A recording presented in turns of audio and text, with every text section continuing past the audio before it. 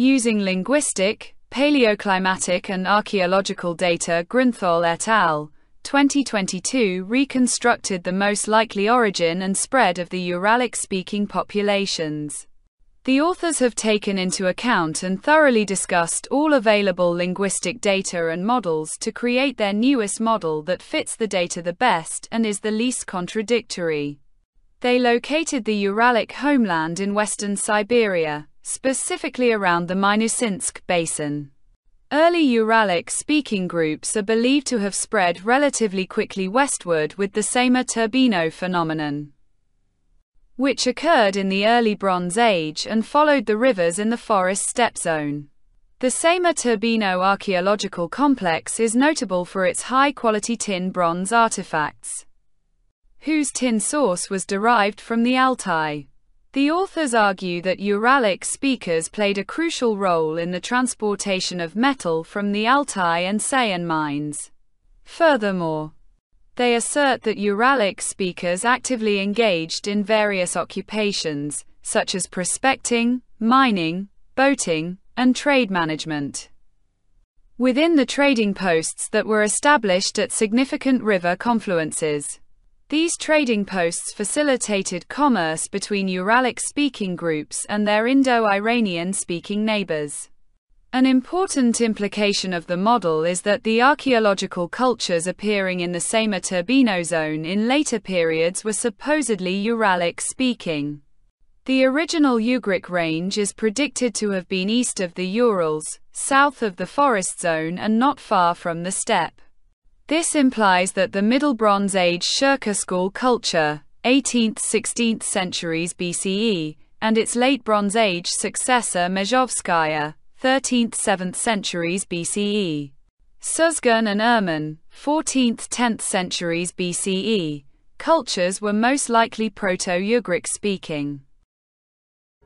Copper was intensively extracted from the Urals, and the Proto-Indo-Iranians of Sintashta Petrovka exported vast quantities of copper to the Middle East.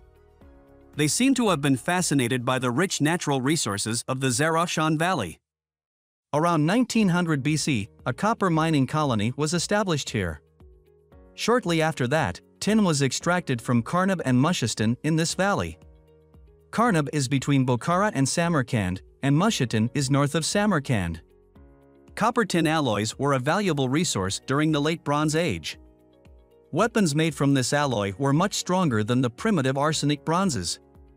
In the 1700 BCE, the Indo-Iranians seem to have migrated south of the Amu Darya River and settled in irrigated agriculture. Tazabajiab cultural area.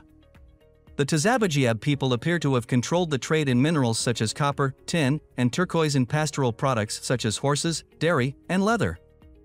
Around 1600 BC, the old fortified city of Margiana Bactria was abandoned and subjugated to settlers from the northern steppes.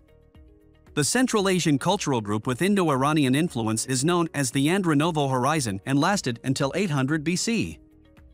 The Indo-Iranian migration proceeded further south across the Hindu Kush.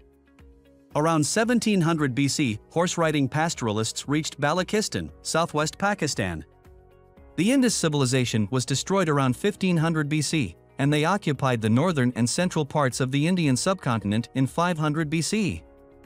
Ancient Indian Sanskrit speakers rode in chariots to Assyria, where they became rulers of the Mitanni from about 1500 BC.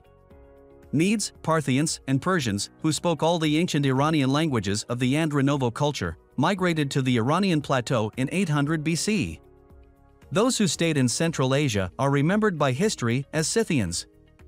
At the same time, the descendants of Yamna, who remained on the Pontic-Caspian steppes, came to be known as Sarmatians to the ancient Greeks and Romans. Hesiod, 7th century BC, writes, inventors of bronze working were Scythians. The early Mesopotamian name for metal is Zubar, indicating that northern Mesopotamian Subartuans or a people of that region were indeed inventors of process.